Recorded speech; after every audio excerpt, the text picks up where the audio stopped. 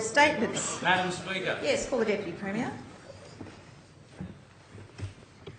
Thank you, Madam Speaker. I rise today as the Minister for Justice and Police in concert with my shadow spokesperson, the Honourable Guy Zangari. You could have given him some notice. Leader of the Opposition will come to order, for goodness sake, on this subject matter. That's not a matter for me to discern. The matter is you interjecting. 2 minutes into question time, Leader of the Opposition. Deputy Premier has the call.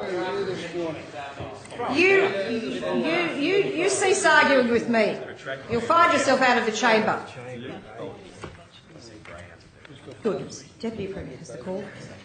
Thank you, Madam Speaker. Unlike the Leader of the Opposition, the shadow spokesperson for police on the Labor side is a good and honourable man. Yeah. And he joins with me, as I am sure that all of us in this parliament join in the recognition that the police of our state do the most incredible work on every given day. Madam Speaker, they have served our community in some of the most emotional and trying circumstances possible. On Monday night on the ABC, Australia was shown an example where the police forces of this nation don't always get it right. It doesn't matter which government is in office or serving them at the time, but dealing with the issue of PTSD and mental health afflicting our police officers, not just here in New South Wales, but right across Australia, is a challenge for every and any government in this nation. We saw on our television screens the emotional trauma that have been suffered by serving and past New South Wales policemen and women, and what we saw was not acceptable. This is an important, concerning issue that the New South Wales Government takes very seriously, as I know so does the opposition.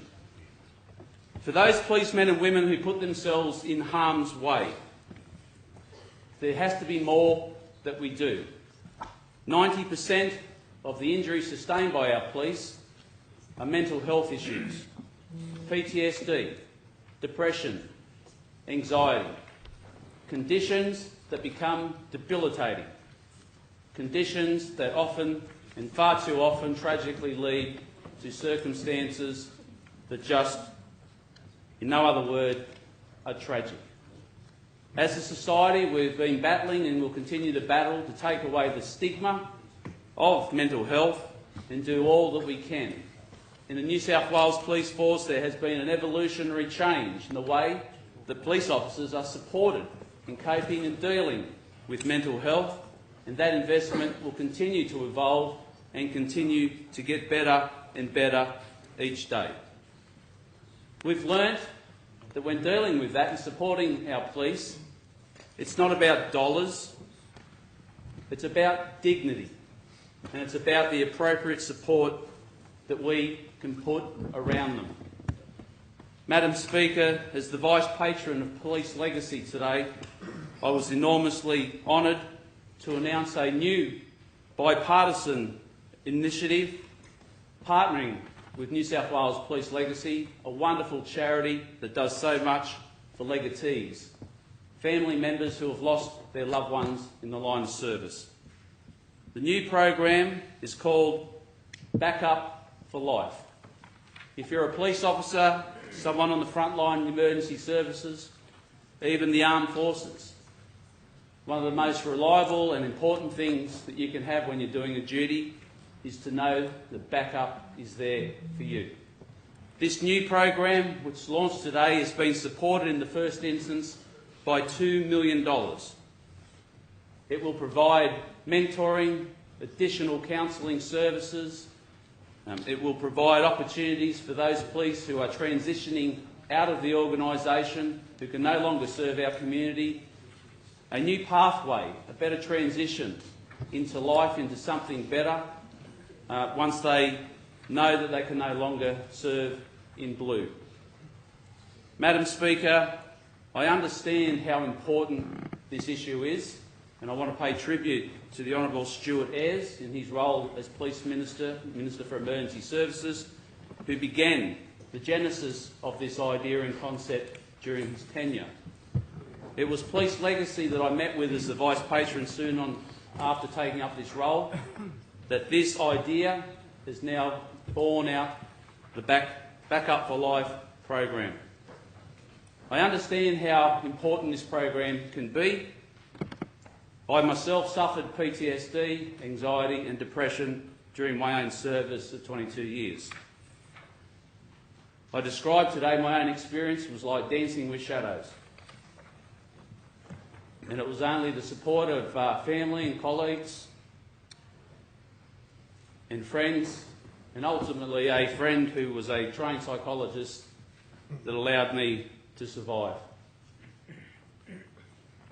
I don't think, and I think it's important to state, that when we're using our own personal experiences to do something good for the community, I make no claims that it makes me any better, more important or special than any other police officer who has served or has suffered mental health or like conditions. But I do understand. And those who don't survive or can't cope, there's no criticism on any of them, because this is a very individual journey. But I've seen today the New South Wales Police Force, with the support of Police Legacy, take the biggest step in the organisation's history to finally wrap its arms around the police family in the most holistic way possible. The evolution we have in technology, policing practices and all that has been extraordinary.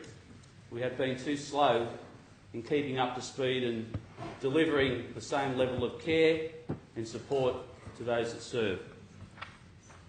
My father was a police officer for 33 years himself.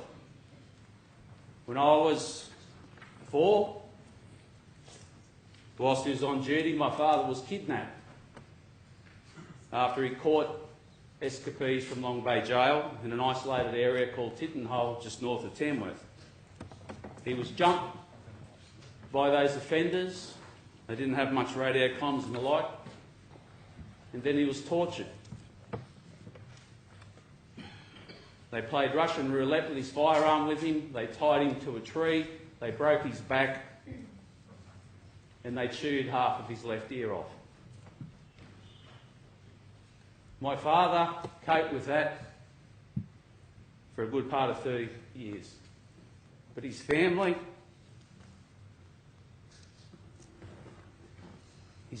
dealt with that without any support, because there was none there.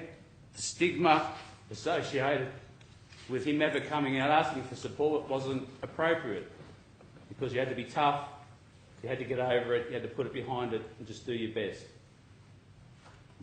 I understand the guilt that my father felt for the way that he didn't cope with his mental illness for a long time. And I understand the guilt that I feel